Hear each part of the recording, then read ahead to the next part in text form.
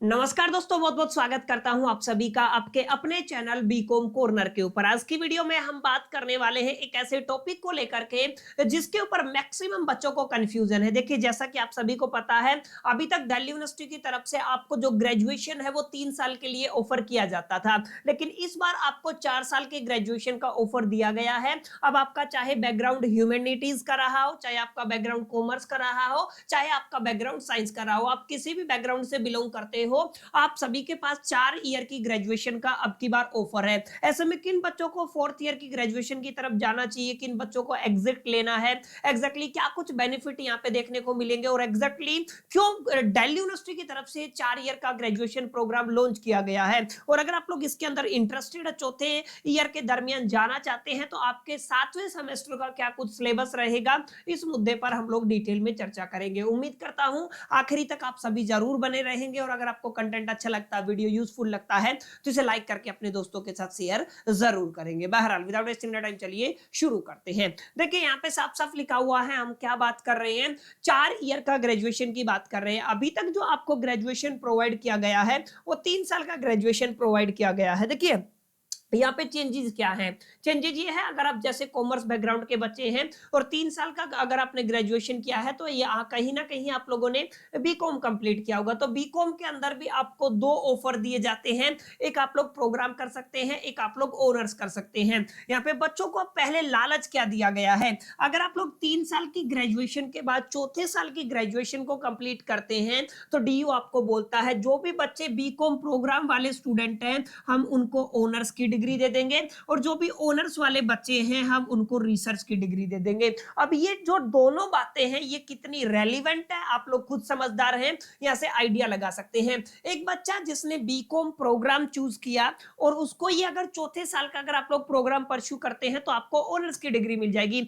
अब उस डिग्री का बेनिफिट क्या है, अब आप लोग खुद सोच के देखिए। अगर इस प्रोग्राम वाले बच्चे को ऑनर्स लेना होता, तो ये इनिशियल लेवल पे ले लेता, क्योंकि आपका सिलेबस सेम है, किताबें सेम है, पेपर पैटर्न सेम है। जब सब कुछ सेम था और उस बच्चे ने प्रोग्राम को परस्यू किया, तो इररिस्पेक्टिव यहाँ पे आपको ऑनर्स की डिग्री देने का कोई मीनिंग नहीं है, और जो भी बच्चे ऑनर्स वाले हैं, उनको यहाँ पे रिसर्च की डिग्री दी जाएगी। अब रिसर्च की डिग्री का क्या मतलब, क्या डायरेक्ट आपको पीएचडी में एडमिशन मिल जाएगा, क्या आपको मास्टर करने की जरूरत नहीं है, मास्टर करने की जरूरत है तो नेट जेआरएफ देने की जरूरत नहीं है। ये तमाम मुद्दे यहाँ पे कहीं ना कहीं एक तरीके से इस टॉपिक के पीछे छुप गए हैं, तो ये आपको एक तरीके का लालच दिया गया है। इतना ही नहीं, अगर आप लोग ध्यान से देखेंगे तो कहीं ना कहीं इन्होंने अपने नोटिस में बोला है, जो भी बच्चे 4 साल की ग्रेजुएशन करेंगे, उनके लिए एमकॉम दिल्ली यूनिवर्सिटी के अंदर 1 साल का कर दिया जाएगा।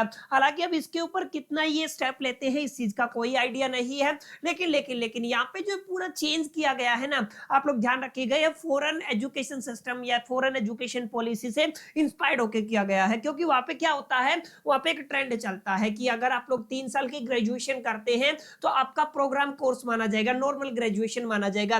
लेकिन अगर आप लोग 4 साल की ग्रेजुएशन करते हैं, तो आपका ऑनर्स माना जाएगा। तो अगर आप लोग कोई भी बच्चा ग्रेजुएशन करके फॉरेन के अंदर अपना मास्टर करना चाहता है, मास्टर डिग्री को परस्यू करना चाहता है, उस केस में कहीं ना कहीं ये आपकी हेल्प कर सकता है, जो 4 साल का ग्रेजुएशन है। क्योंकि यहाँ पे ओवरऑल अगर आप लोग देखेंगे, तो आपके क्रेडिट कैलकुलेट होते हैं। तो केवल एक सिनेरियो में ये 4 साल का ग्रेजुएशन उन बच्चों को करना चाहिए जो कहीं ना कहीं अपनी मास्टर डिग्री, चाहे आप एमकॉम की बात कीजिए, चाहे आप लोग एमबीए की बात कीजिए, अगर आप लोग किसी भी फॉरेन यूनिवर्सिटी से, किसी भी फॉरेन कंट्री से करना चाहते हैं, तो डेफिनेटली आपके लिए बेनिफिशियल हो सकता है। लेकिन जो भी बच्चे नॉर्मल अपना एजुकेशन अब आगे एमकॉम या एमबीए हिंदुस्तान से करना चाहते हैं, या कोई कॉम्पिटिटिव एग्जामिनेशन की तैयारी करना चाहते हैं, तो डेफिनेटली आपको यहाँ पे एग्जिट ले लेना चाहिए। यही चीज आपके लिए बेनिफिट रहेगी, इररिस्पेक्टिव कि आप लोग 1 साल और अपनी खराब करें। अगर आपको किसी कॉम्पिटिटिव एग्जामिनेशन की तैयारी करनी है, सीजीएल की तैयारी करनी है, तो उसकी तरफ जा सकते हैं, या फिर आपको कैट वगैरह एग्जामिनेशन दे करके एमबीए की तैयारी करनी है, तो आप लोग उसकी तरफ भी जा सकते हैं।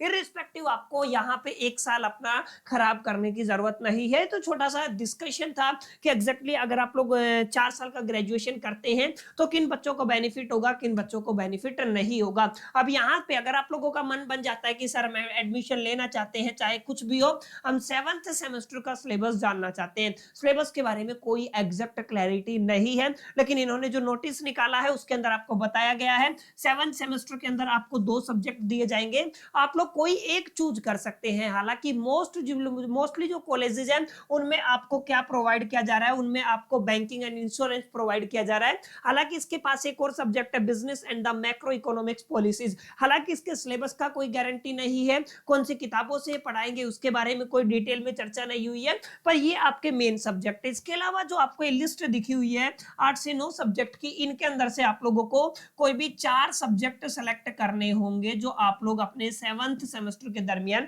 पढ़ने वाले हैं। जैसे बिजनेस रिसर्च मेथोडोलॉजी को आप लोग पढ़ सकते हैं, performance management technology in HR, international finance, integrated marketing communication, और आपका जो रिलेटेड मैनेजमेंट है, कॉर्पोरेट टैक्स प्लानिंग है, personal tax planning and tax management है। इन तमाम सब्जेक्ट के अंदर से आपको कोई 4 सब्जेक्ट और चूज करने हैं, क्लियर है। और इन दोनों के अंदर से आप लोग एनी वन चूज कर सकते हैं, लेकिन मोस्ट केसेस में क्या देखा गया है कि आपको ये जबरदस्ती बैंकिंग और इंश्योरेंस आपको प्रोवाइड किया जाता है। रीजन यही है कि आप लोग पहले या तो 10 15 20 बच्चे इकट्ठा हो जाइए, उसी के बाद हमारे पास फैकल्टी नहीं है, ये नहीं है, वो नहीं है, इस तरीके के इश्यूज आपको देखने को मिलेंगे। तो जितने भी बच्चे हैं 7th सेमेस्टर में जाना चाहते हैं वो डेफिनेटली जा सकते हैं, अगर आप लोग इन तमाम टर्म्स एंड कंडीशंस के साथ एक तरीके से रिलाई करते हैं। तो छोटा सा वीडियो था जहां पे हम लोगों ने देखा कि ये जो 4 साल का ग्रेजुएशन है ये किन बच्चों के लिए बेनिफिशियल रहेगा और किन बच्चों के लिए नहीं रहेगा, किन बच्चों को 4 साल की ग्रेजुएशन की तरफ जाना चाहिए और किन बच्चों को इस चीज को अवॉइड करना चाहिए। उम्मीद करता हूं इन्फॉर्मेशन जानकारी अच्छी लगी होगी।